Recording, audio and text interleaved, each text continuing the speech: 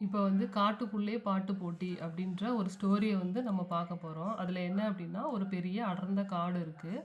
அந்த காடே ஒரே அமைதியாக இருக்குது. அங்கே இருக்கிற மரக்கிளைகள் எல்லாம் உரசி காட்டில் வந்து காத்தடிக்குது. அப்போ வந்துட்டு மிருகங்கள் எல்லாமே அவங்கக்குள்ளே என்ன முடிவு பண்ணியிருக்காங்க அப்படின்னா, ஒரு பாட்டு போட்டி காட்டுக்குள்ளே வைக்கலாம் அப்படின்னு. அதுக்காக ஒவ்வொரு பறவைகளும் விலங்குகளும் அதுக்கான பயிற்சியை வந்து எடுத்துக்கிட்டு இருக்காங்க. அதில் ஃபஸ்ட்டு என்ன அப்படின்னா, ஒரு சேவல் வந்து இப்போ வந்து ஒரு சேவல் வருது. அது என்ன பண்ணுது அப்படின்னா, காட்டில் யாராவது இருக்காங்களா, நம்மளை யாராவது பார்க்குறாங்களா அப்படின்றத காட்டை சுற்றி சுற்றி பார்க்குது. யாருமே தன்னை பார்க்கல அப்படின்னதுக்கப்புறம் நம்ம பாடி பயிற்சி எடுக்கலாம் அப்படின்னு ஒரு புதர் செடிக்குள்ளே போய் நின்றுட்டு யாரும் பார்க்கலன்றதை கன்ஃபார்ம் பண்ணிவிட்டு பாட்டு பாடி இப்போ பார்க்குது.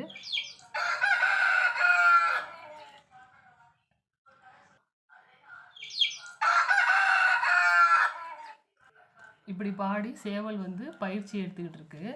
அப்போ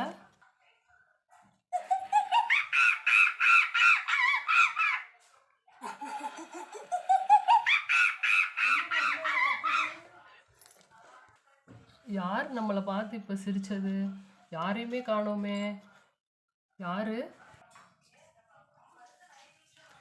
மேலே பாரு, நான் தான். என்ன நடக்குது அங்க? நீ என்ன பண்ற? அது ஒன்றும் இல்லை குரங்கண்ணா. இப்போ காட்டுக்குள்ளே வந்து பாட்டு போட்டி நடக்க போகுது இல்லையா, அதுக்கான ஒரு ரிகர்சல் பார்த்துக்கிட்டு இருந்தேன், அவ்வளோதான். ஆஹா, கதை அப்படி போகுதா? நல்லா தான் பாடுற. சரி, போட்டியில் கலந்துக்கோ. என்னுடைய வாழ்த்துக்கள். சரி, நான் போயிட்டு வரேன். சரி. இப்போ பாட்டு போட்டி நடக்கிறதுக்காக எல்லா பறவைகளும் ஒரு இடத்துல ஒன்று கூடி இருக்காங்க. ஆந்த மாமா வரிசையாக பேர் எழுதிட்டு வர்றாங்க. இப்போ வந்து குருவி வந்து மைக்கில் வந்து பேசுகிறாங்க. என்ன அப்படின்னா, இப்போ இங்கே நடக்கிற பாட்டு போட்டியில் எல்லா பறவைகளும் கலந்துக்கிறீங்க. இதில் யார் வந்து நல்ல பெஸ்ட்டாக பாடுறீங்களோ, அதிக நேரம் பாடுறீங்களோ அவங்களுக்கு சிறந்த பரிசு வழங்கப்படும் அப்படின்னு அறிவிக்கிறாங்க காட்டுக்குள்ளே. இப்போ இங்கே நடக்கிற போட்டிக்கு நடுவராக நம்ம மயில் அண்ணன் வராங்க. இப்போ முதலில் பாடுறதுக்கு நம்ம மைனாவை மேடைக்கு கூப்பிடுறோம்.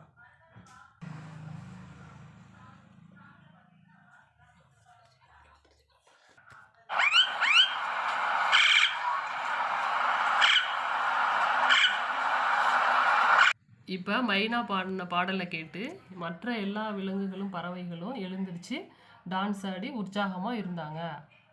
அடுத்தது நம்ம சேவல் அண்ணன் பாட வராரு.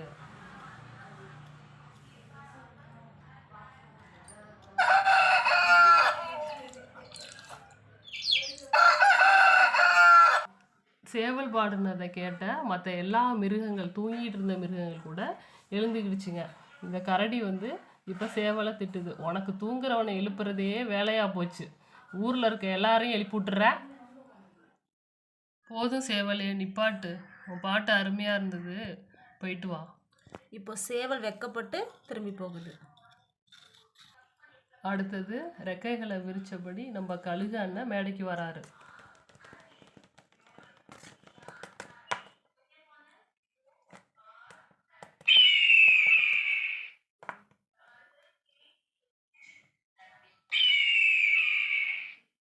இப்போ நம்ம கழுகு அண்ணன் பாடின பாட்டை கேட்டுட்டு அங்கே இருக்கிற மிருகங்கள் எல்லாம் தெரிச்சு ஓடுறாங்க. அதில் சில மான்கள் கூட துள்ளி குதித்து வேகமாக ஓடிட்டாங்க.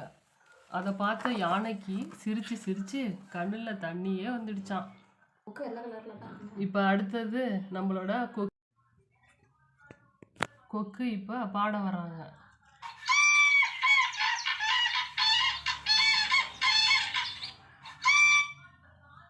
இப்போ நம்ம கொக்கு பாடினதை கேட்டு மற்ற பறவைகளும் விலங்குகளும் எழுந்து கைத்தட்டுனுங்க. இப்போ அடுத்தது நம்மளோட கிளியக்கா பாட வர்றாங்க.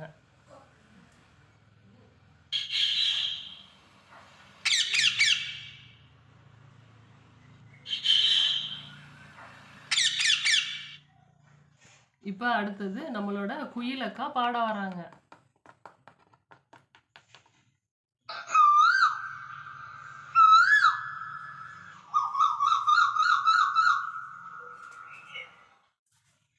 இப்போ நம்ம குயில் ரொம்ப அருமையாக பாடுனுச்சு இல்லையா, அதை கேட்டு அங்கே பாட்டுட்டு இருந்த பார்வையாளர்கள் எல்லாரும் கை தட்டுறாங்க. இப்போ அடுத்தது நம்மளோட காக்கா அண்ணா பாட்டு பாட வர்றாங்க. அவர் பாட்டு பாட வரதை பார்த்த மற்ற எல்லா விலங்குகளும் மிருகங்களும் நீ எல்லாம் பாட போறியா அப்படின்னு சொல்லி காக்காவை கேலி செய்கிறாங்க.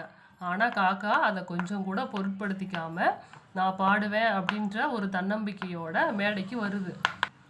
இப்போ நம்ம காகம் பாட்டு பாட போகுது.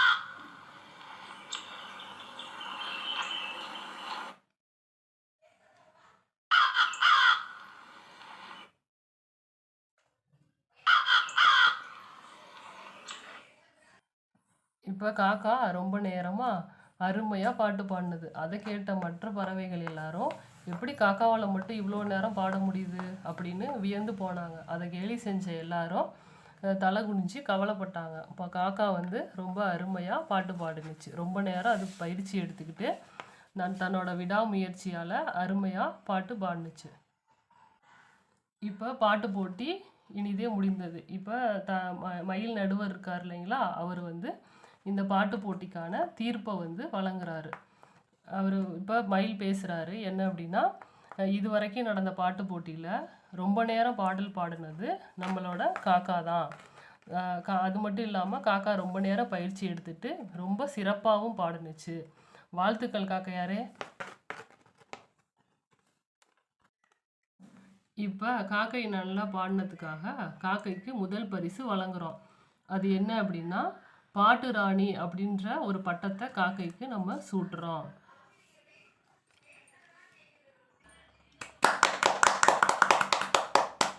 இப்போ இந்த கதையின் மூலமாக நம்ம குழந்தைங்களுக்கு என்ன சொல்லணும் அப்படின்னா, ஒருத்தரோட உருவத்தையோ அவங்களோட குரலையோ வச்சு நம்ம எதையுமே எடை போட்டக்கூடாது.